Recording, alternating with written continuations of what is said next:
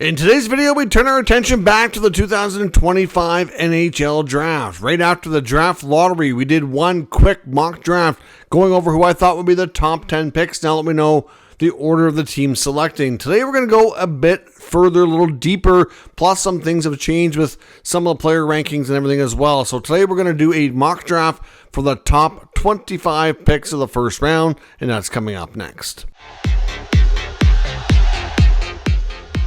So welcome back to another video here at Top Shelf Hockey. As I mentioned, today we're going a little bit deeper with our mock draft and going for the top 25 picks here for the first round of the 2025 NHL Draft. So of course, this video is being recorded on May 31st. At this point, this video has already had the results from the draft lottery. We know the order at the top for all the non-playoff teams, and we know the order up until the later part of the first round as well, since we're getting ready for the Stanley Cup Finals to commence. So I thought we would start with today going to the top 25.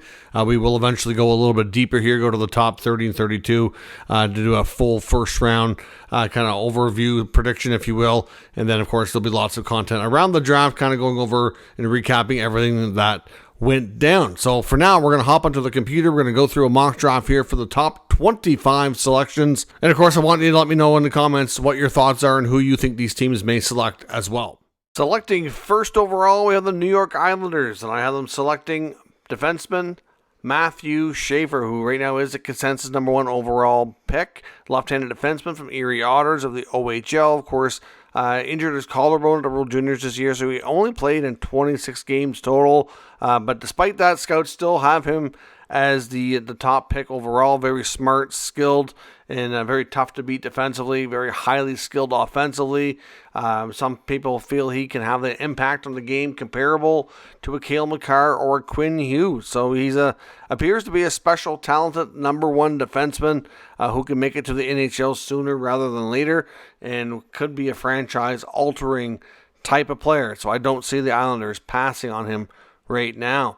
Selecting at second overall, we have the San Jose Sharks, and I have them selecting Michael Misa, who at one point a while back was thought to be number one overall as well. Of course, Misa plays center and wing for the Saginaw Spirit in the Ontario Hockey League, coming off one of the most impressive goal-scoring seasons we've seen in the OHL. Very, very smart player, knows where to be. Obviously has a terrific shot, which will do him extremely well here in the NHL, like where he can be a versatile player playing multiple forward positions. Will also be extremely helpful. As well, you need a big goal. You need an impact player. This is your guy. I think Misa would be a terrific complement to the Shark players that are already in the system there, between Celebrini and Smith and Dickinson and etc. that they've got going on there. I think Michael Misa could be a pure threat to play with a guy like Celebrini and really, really thrive.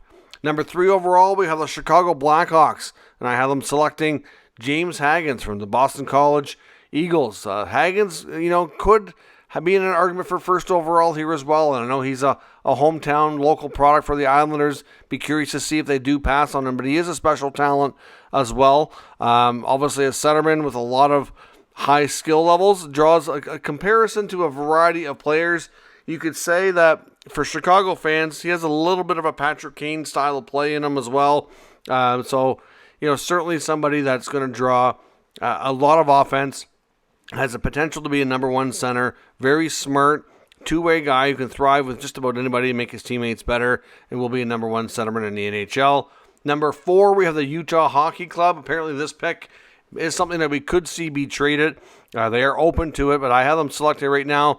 Porter Martone, right winger from the Brampton Steelheads of the Ontario Hockey League. Obviously he's got big size. There's some that are a little bit unsure of him, I'll be honest. There's a lot of people that are really, really high on Martone. He did play at the World Championships with men and did not seem out of place, but a great combination of skill, size, and power. Equally dangerous when it comes to playmaking and shooting. Just fell short of 100 points in his third OHL season. Many think he's got a very, very bright future ahead, and top 6 talented power forward written all over him, considering his size and ability. So I think Martone would be a great add for Utah. At number 5, we have Anton Frondel going to the Nashville Predators.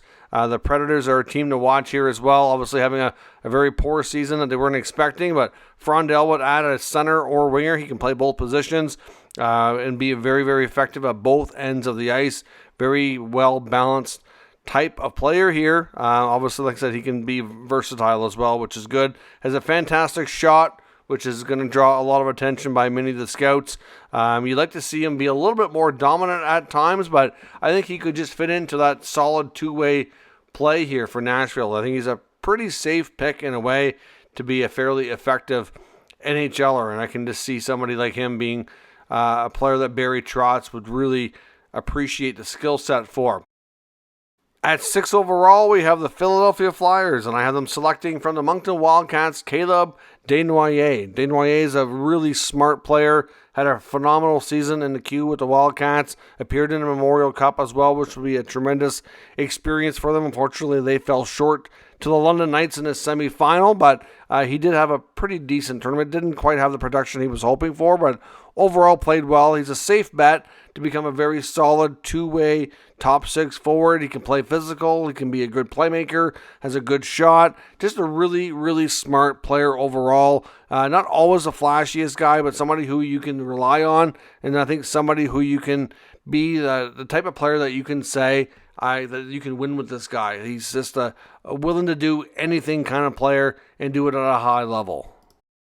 Next up at number 7, we have the Boston Bruins, and I have them selecting Brady Martin from the Sioux Greyhounds of the OHL. Now, this might be a little bit of a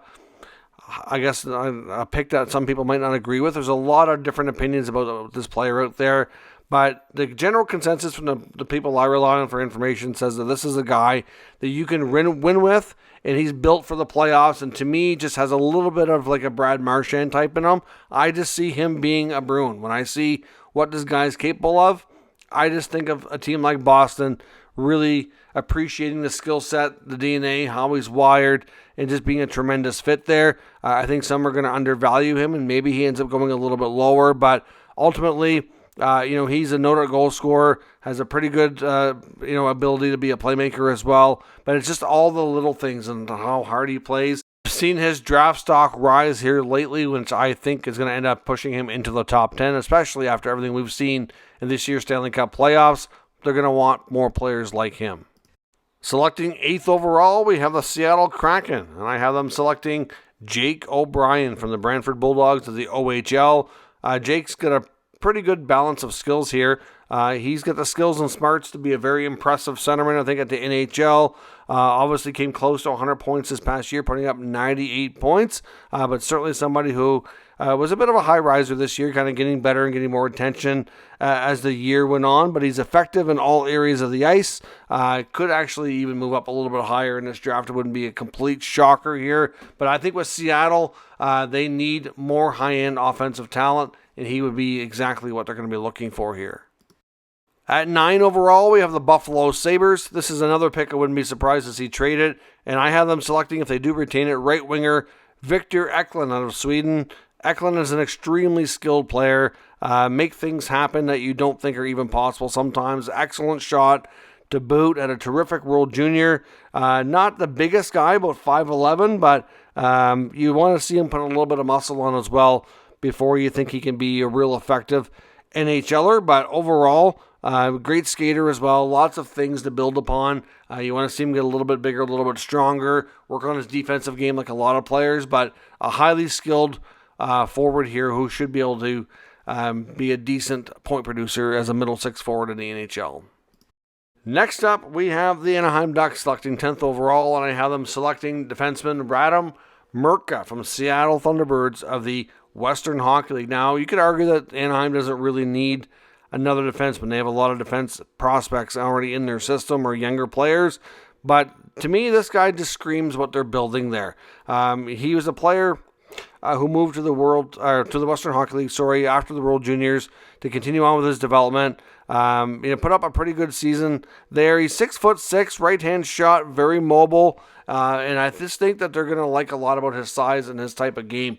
To me, like I said, with what the Ducks, they seem to be all about the size, skill, and this being a heavier team to play against there. So I think he would be a terrific fit with what Pat Verbeek's building with the Ducks.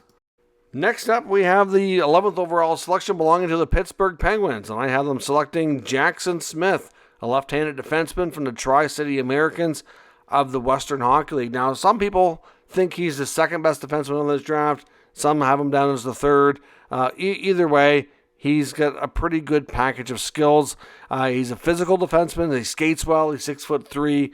There's lots to like here. He's a decent puck mover as well. Doesn't seem to be a liability in his own end. Like, he just has to me, he just does everything. Maybe nothing is like amazing and really sticks out as like a top 10 pick, but he does all aspects of the game relatively well. And there's nothing too glaring there that can't improve. I think he should become a solid top 4 defenseman here down the road. Next up, we have the New York Rangers. This is another pick. Wouldn't be surprised to see traded.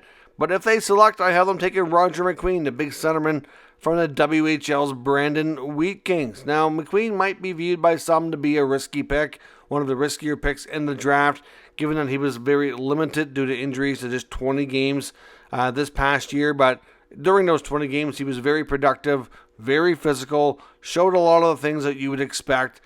Big guy, 6'5", but plays with a very high-end skill level, which sometimes you don't always see for players his size. But he's got a terrific shot, great passer, and he can be very intimidating with his size and way to play heavy as well. So McQueen, to me, could be a great pickup.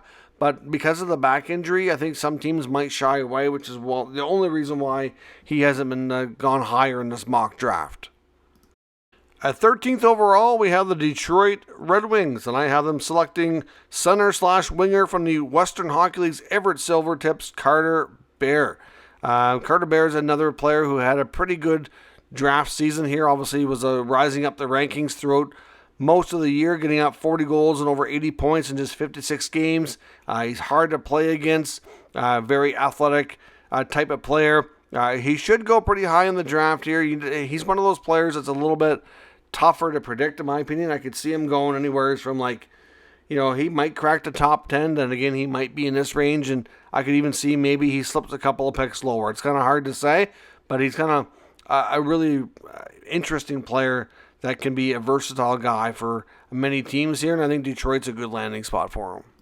At 14th overall, we have the Columbus Blue Jackets, and I have them selecting Lyndon Lakovich from the Moose Jaw Warriors of the Western Hockey League. He actually gets some comparison to a Columbus player now, and that's Dmitry Voronkov. That's one of the comparables some of the scouts had kind of given him here. He's a fun-to-watch player, really just seems to know and read to play well, very smart player. He's got good size at 6'4". Some scouts think he's going to probably be more of a secondary piece for teams, so like a second line type of player, but he's a good play driver, good goal scorer, he's got good size, and there's lots to like about his game. So there's obviously the only holdback right now. The reason why he's not higher in the draft is his skating is not quite elite enough to show him up higher in the draft here. But if that's something that can be worked on with a lot of the skating coaches, I think if he can improve that, he has a real shot at having a pretty decent longer career in the NHL.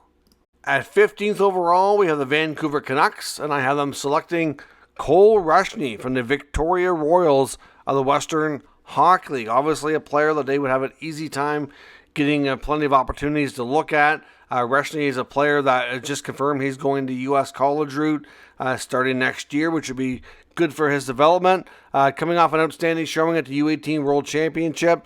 Obviously, he's a player that's kind of been, I think, rising here through the ranks as of late. But he has terrific speed, very elusive player, tough to play against, especially on the rush, outstanding playmaker, and a really high competitive and high motor. So Cole Rushney, to me, is going to be a terrific player for college hockey. I think it'll help prepare him well for the NHL, and I think he'd be a great type of player for the Vancouver Canucks in a couple years after he's done playing college.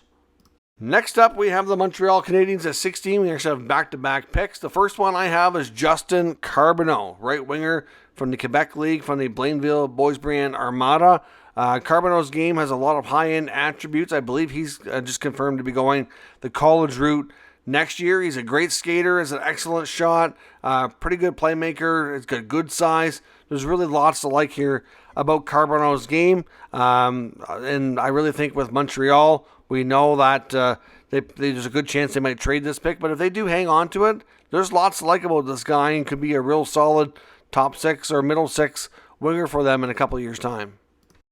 At 17th overall, we once again have the Montreal Canadiens, and I have them selecting Malcolm Spence of the Erie Otters. Now, if Montreal trades this pick, it might end up being a case where Spence goes a little bit lower, to be honest. I think Malcolm Spence at this point would be a player that Montreal with multiple picks could take a chance on. The Ontario native of Mississauga isn't really what you'd call a flashy player, but somebody who could be a good role player and a good middle 6 player who could be a physical presence. He does like the physical side of the game, not necessarily somebody who is expected, at least at this point, to be a top 6 player at the NHL level. Probably more like a third-line role player, but like I said, he could be somebody who, you give a role to and he can do it very well and play a little bit lower in your lineup, and you need players like that too. So a team with multiple picks, I think, are more likely to take a chance on Spence here later into the first round. Next up, we have the Calgary Flames at 18th overall. This pick originally belonged to New Jersey, and I have them selecting right winger from the Calgary Hitmen, Benjamin Kindle. Now, Kindle's by many described to be one of the hotter rising prospects in the WHL this coming season, or this season that just finished up here. Pretty good shooter, pretty good playmaker there. So obviously he's a guy that's not going to be necessarily going super high in this draft, but the middle part of the first round seems to be a good landing spot for him. Like I said, his shot is probably going to be the biggest attribute. His skating, like I said, is good, but it's not high-end level, which is another reason why he's not going a little bit higher, and he's obviously not a super physical player. But the skills there, if he can work on his skating, he has a really good shot at being a solid NHLer. At 19th overall, we have the St. Louis Blues, and I have them selecting defender Logan Hensler from the University of Wisconsin. There was a point a while back when he was considered a top 5 or top 10 pick. Things have kind of changed here for him. More than anything else, though, just the fact that a lot of these other players have kind of surpassed him by many draft scouts' opinions. But Hensler overall has lots to like. He's a 6'2" defender who's pretty mobile, has good reach. He's not afraid to play physical. He's not really going to be a player that's going to be a high-end offensive defenseman. He's going to be more of a steady, stay-at-home defender. So because of that, too, they tend not to be quite as rated as highly. But he's a pretty safe guy that way, safe with the defensive game, that I think his odds of being an NHLer are pretty good. He's just not going to be one of those flashy skill guys that gets a lot of attention. Selecting 20th overall, we once again have the Columbus Blue Jackets, and I have them selecting Kashawn Aitchison of the Barrie Colts of the Ontario Hockey League. Now, I know there's a few scouting services that have him ranked a little higher than this, but I honestly don't think he's going to go top 10 or even top 15. I think he's more likely to go in that 15 to 20-ish range. But he is a fun prospect to watch for sure. It can be an intimidating force on the back end, very physical, which is by far his biggest attribute, which is going to get a lot of teams' attention. He finished the regular season with 26 goals and 59 points while putting up 88 penalty minutes, being one of the least favorite players to play against in the league. So obviously you take that kind of talent offensively and the physicality, and he's going to become a pretty popular prospect, which is not surprising. I'm just not sure that all of those skills combined are high enough to put him up in the top 10. At 21st overall, we have the Ottawa Senators, another pick that could be traded as well. But if they select, I get them taking right-handed defenseman from the Edmonton Oil Kings, Blake Fiddler. Now, for the second straight year, they'd be taking a right-handed D from the Western Hockey League. But I think at this point, they're going to be looking at what they feel is the best player available. And right-handed D in their organizational depth chart isn't the strongest, so it's not a bad idea long-term. And he's obviously got big size here, 6'4", big body defender who's able to clear the front of the net. He's getting big minutes with the Edmonton Oilers already. Very mobile, very quick, moves well, has really good size, really good hockey IQ, and could be a real solid top 4 defenseman here in the NHL. At number 22 overall, we have the Philadelphia Flyers, and I have the first goalie going off the board from the Prince George Cougars, Josh Ravensbergen. Now, he's a goalie that a lot of people are really high on. Many think he's first-round talent. He's 6'5", has incredible size, athleticism, very calm, has a good package of skills that should allow him to become a pretty decent NHL goalie. I know a lot of people project him not just to make it as a goalie, but to be a starting number one as well. I kind of debated him going a little earlier in this draft. I can see a team like Ottawa with, maybe even taking that chance. But Philly, especially if he's available when the Flyers are picking at this point, I don't see them passing up a chance to grab a good piece like this to add for the future. At 23rd overall, we once again have the Nashville Predators. This was originally the Lightning's pick, and I have them taking Ivan Ryabkin, currently playing center for the Muskegon Lumberjacks in the United States Hockey League, the USHL. Another player who's kind of what you'd refer to as a divisive player with a variety of opinions out there on him. Started off as a really high, pick, top 5, top 7, top 10, and then kind of slowly fell down the list here as all these other prospects started to look more, more likely to be NHLers than him, or just have more data available, which is a big thing. He did look distant back when he was over in Russia, but since moving to Muskegon, he was playing on a 40-goal pace there. So it certainly turned his season around, making the jump to that league, was playing a lot better. And I think now he would more likely be a first-rounder, whereas it wasn't long ago that he was went from being a top 5, top 10 conversation to probably being a second rounder. At 24th overall, we have the Los Angeles Kings, and I have them selecting Braden Coots of the Seattle Thunderbirds of the Western Hockey League. The centerman is what you refer to as an energy type of player, but should be one that can do that really well at the NHL. We all know those players that come to mind when you need a big energy shift, when the things aren't going well. He's one of those types of players. He's a solid playmaker. Obviously, he's got okay size, but he's not overly huge. He's kind of average at 6 feet tall. But overall, I think he's going to be one of those players that's going to be more of a role player. That's why I have him going a little bit later here in the first round. I think he can be probably a middle 6 type of centerman, probably a third line player, get some energy going, be good on both sides of the puck, and give you some good responsible minutes. Last pick of the mock draft belongs to the Chicago Blackhawks. It was originally a Maple Leaf pick, and I have them taking left-handed defenseman Cameron Reed from the OHL's Kitchener Rangers. Now, he played out the season in Kitchener, probably getting his best hockey near the end of the year, starting to put up offensive points a lot more consistently. He's not overly big, but he can be a decent defensive D-man, pretty good in all aspects of the ice, pretty good one-on-one, pretty decent puck mover, thinks the game well, pretty mobile. So that's why a lot of people think he's a pretty safe bet to be a top 4 defenseman. He's just one of those guys that he's not going to be flashy. He's just going to do a lot of the little things well and earn his minutes. So those are my predictions, my thoughts on the top 25 selections. Of course, as I mentioned, in some of these selections, I do think there's a pretty good chance that at least a few, if not a decent amount, of these draft picks are going to be traded and could change hands. That very well could have a major impact on which players are selected, which spots in the first round of the draft here as well. So we'll see what happens. Let me know what you think as far as trades, the selections, etc. down in the comments. We'll discuss further. If you're new to the channel, of course, make sure you subscribe and stick around. There'll be plenty more draft content as well as all the other news and rumors regarding all 32 NHL teams. Thanks for watching, and I will catch you next time.